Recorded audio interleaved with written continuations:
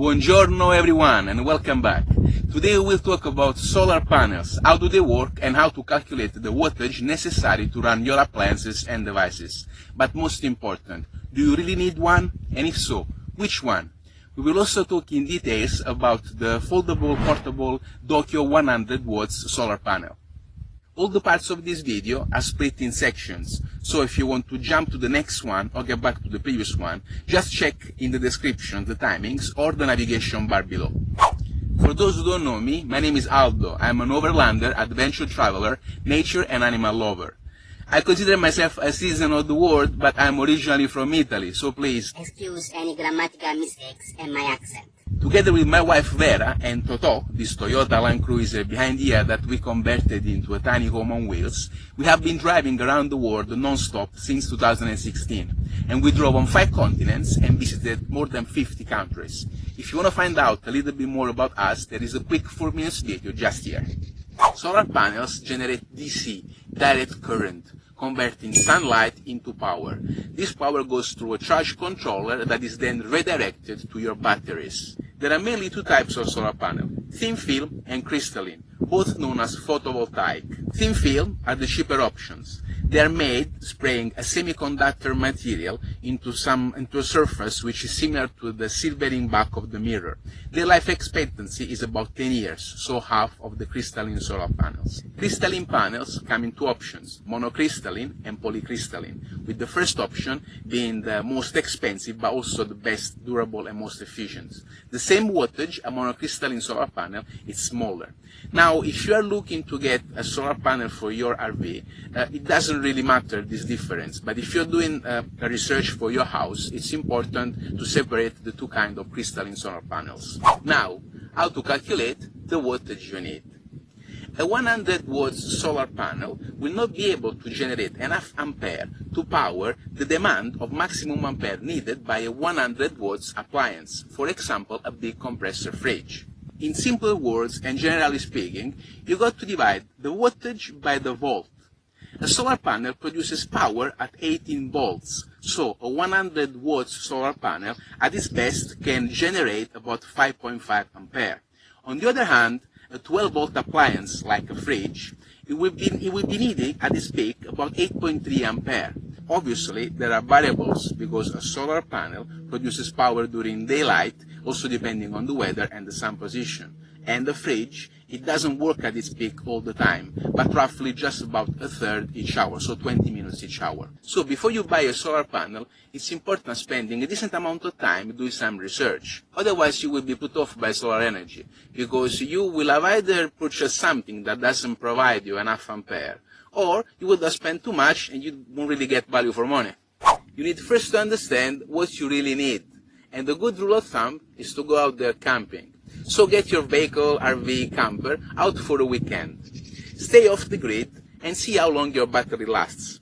Don't overuse your appliances and keep an eye on the voltmeter. So if you have a 120 ampere leisure battery and it lasted you for 2 days, your consumption is about 60 ampere per day. You need to buy a solar panel that can generate 60 ampere per day. With a rough estimate, you are not going to need anything more than 150, 160 watts. But if you want to play safe, a 200, 220 watt system will do the job. Now the most important question, you really need the solar panel? Well, that's up to you and the use you do with your vehicle. Obviously, if you only go out there for a weekend or you're always hooked up to the electricity in campsites, there is no really need for you to buy one. But if you like wild camping and you want to stay off the grid for longer, well, then considering buying a solar panel because it could be a good idea. This is our first solar panel. Despite having traveled for around 5 years, we didn't feel the need to have one so far. If you already watched our video with the full tour of Toto, you may remember that. If you haven't watched that video, you'll find it here. But now our circumstances have changed. We are heading to Africa, so we wanted to be a little bit more self-sufficient and wanted to have an emergency device in case we need to recharge our batteries and we are somewhere in the wild. Also, if we like a place and we want to stay longer than the previous 3 days autonomy, we can now run our fridge properly and charge our devices. So this is the solar panel that we got. This is the Dokio 100 watts. It's a monocrystalline, foldable, portable solar panel. We have been trying it already for a week, and today we came to this beautiful secluded area in Sardinia to make a proper review of it. Apparently, at the moment, this is the best budget portable solar panel on the market. We bought it online at the price of about $125 or about 100 euros, 85 British pound. And it came very well packaged, and the box contained a charge controller, a 3-meter SA cable, and also with the little clamps, crocodile clamps for the batteries, and a short cable for a laptop. When it's folded, it's about 20 inches by 30, so when it opens, this becomes 40 by 30. In centimeters, it's about 50 centimeters by 70, and then it's 1 meter by 70. And obviously the thickness is about a centimeter, so very little, like a third of an inch. It's very light, it only weighs about 2.7 kilograms, a little bit short of 6 pounds, and it's made of this very beautiful fabric. In front of you, it's got like a nice pouch where you can keep all the accessories, and there is also some Velcro here that closes it and becomes its own little case. So it opens like this. Here we are.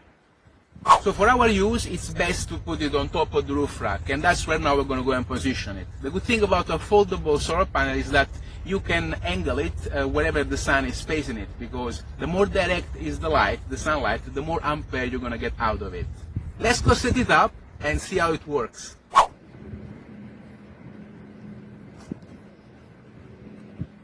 Hey guys, you had up here already. Beautiful, isn't it? So, that's the panel.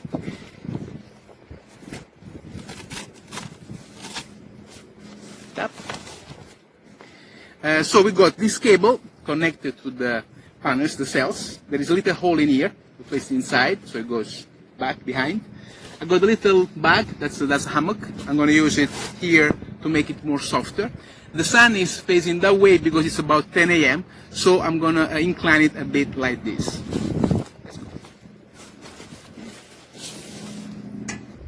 Perfect. We now connect the cable. That's the SA connector. Simple as that.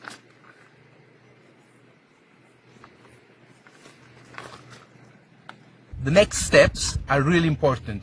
It's how we connect the solar panel to the charge controller and the battery. So please watch carefully, because otherwise you could damage the charge controller. So that's the charge controller.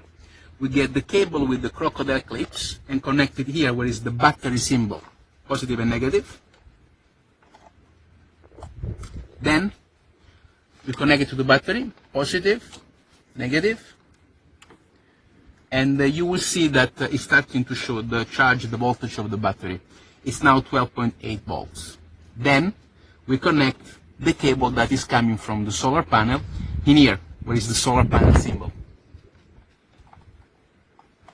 13 volts already, and it's producing 4.4 or 4.5 amperes. It's now 11 a.m. Obviously, when you want to disconnect everything, you need to do the same thing, but the opposite way. So you disconnect the solar panel first, then the two crocodile clips from the battery, positive and negative. That's the correct procedure, the correct way to connect the solar panel to the battery of a vehicle, and the remote, and the charge controller.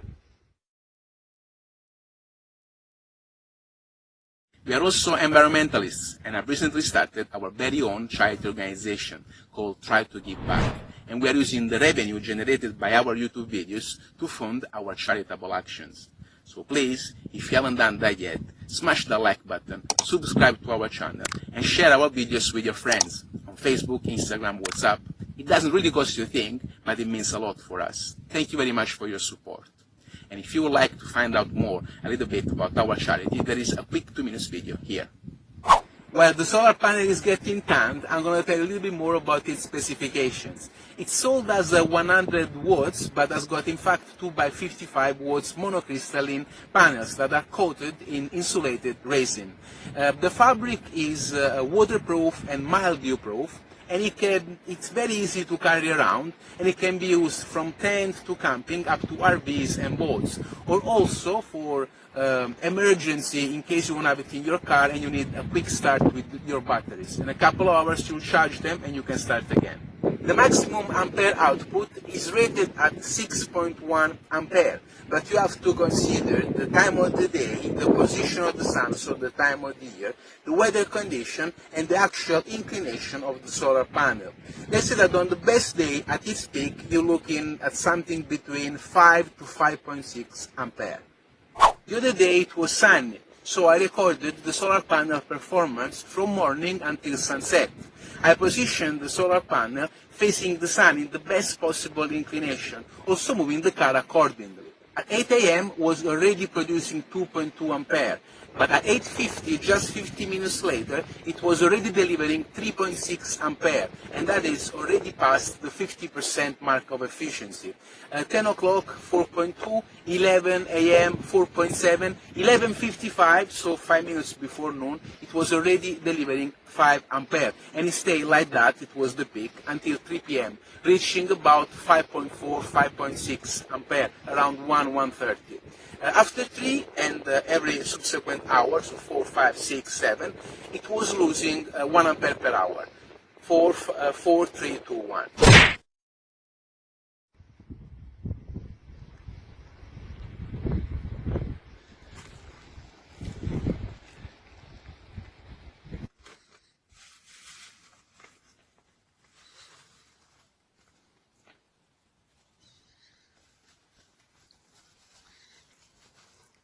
I'm going to tell you now a very interesting fact.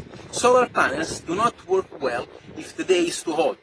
And when it's cloudy, actually they're able to produce power, just less efficiently. However, if there are passing clouds, there is a spike in the output. A few days ago, it was giving rain, but I really needed to charge our batteries. They were very low, about 11.5 volts. The night before, I was finishing a nice video about us traveling through some of the most beautiful mountain regions in central Italy. And I was so much taken about the video, one drone image after the other, that I completely forgot to check the voltmeter. And when I did, it was too late. But I managed to finish the video, and you can watch it here. Let us know what you think.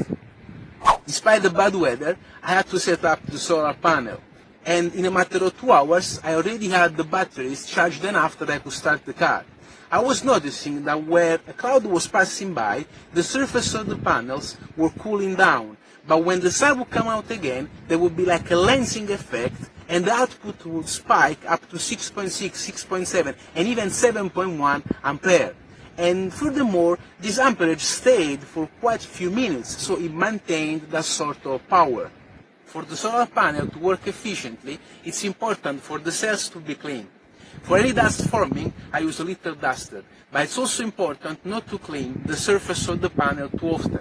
Don't do it when it's hot, and don't use strong chemicals. I use a camera lens cleaning solution with some wipes only when necessary. The charge controller comes with the instruction manual. It's a little bit basic, so you will need to read it through a few times, and to make your life a bit easier, I'm gonna help you showing you the main functions of it. The charge controller is rated 10 ampere, and it has got 3 SA ports in here. This is the in for the solar panel, and then you got 2 output. The battery, and that's the load. So this is like for a laptop, for example. So you got this short cable here that gets inside here, in case you want to connect something like a laptop here.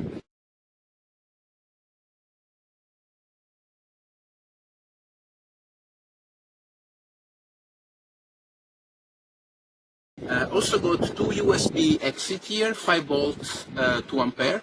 That you can use it to charge anything that can use a USB, so like a mobile phone, power bank, camera batteries, and so on. This is the main display. As you can see, the solar panel is showing with an arrow the battery, so it's charging the battery. It's now 3 p.m., so the solar has been up for quite a few hours, and all the system now is showing 13.6 volts.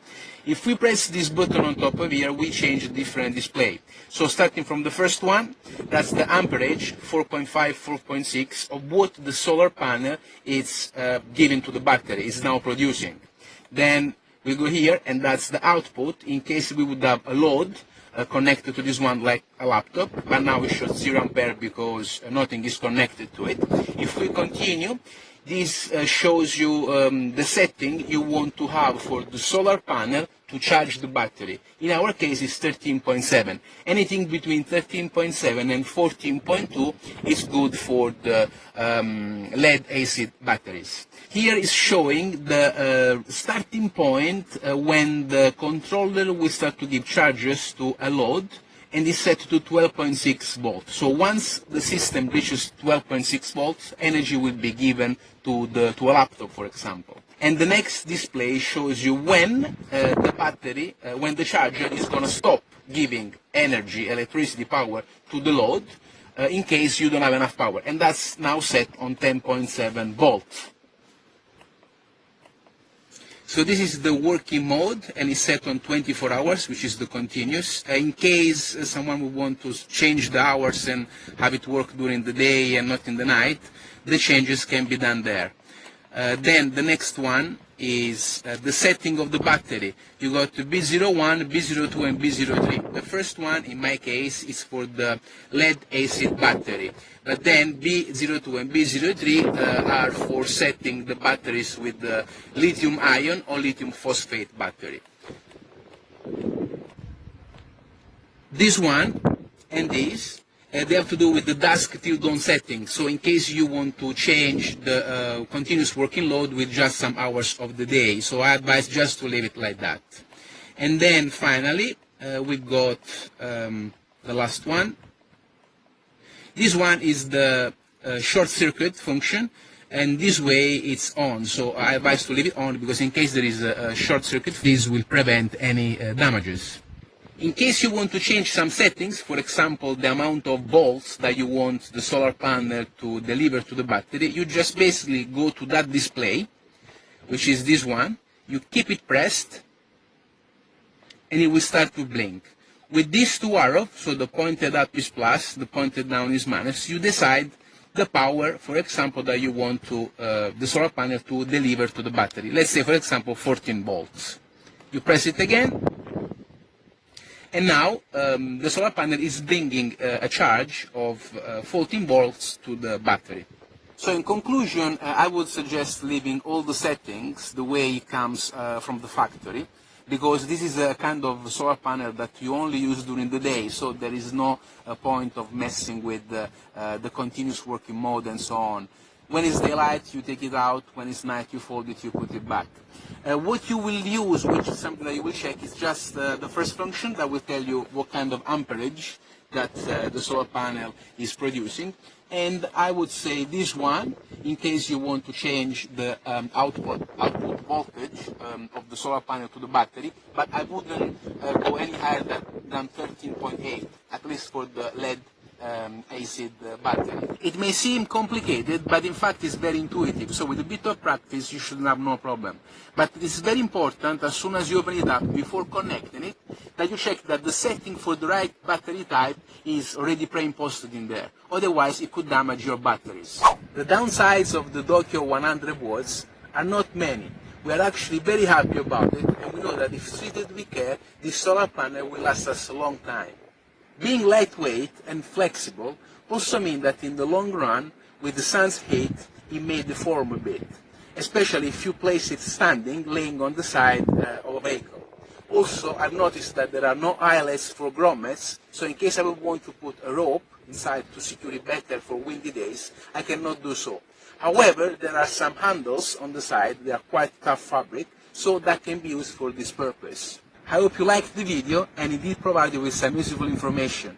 Again, there is a link in the description that will take you to our Amazon page where you can find not just the solar panel, but all our gear. If you click and make a purchase, it will not change the price you pay, but we will get a small commission that can help us raising funds for our charity organization. Thank you for your support. If you have any questions, please let us know in the comments below. Don't forget to watch our other videos and subscribe to our channel. Thank you for watching. Arrivederci. I'm Vera. And this is Aldo. Yeah! And this is our tiny home on wheels, Toto. We have been driving around the world for the past 4 years, visiting over 50 countries on 5 continents. witnessing with our own eyes how beautiful, but at the same time how fragile our world is.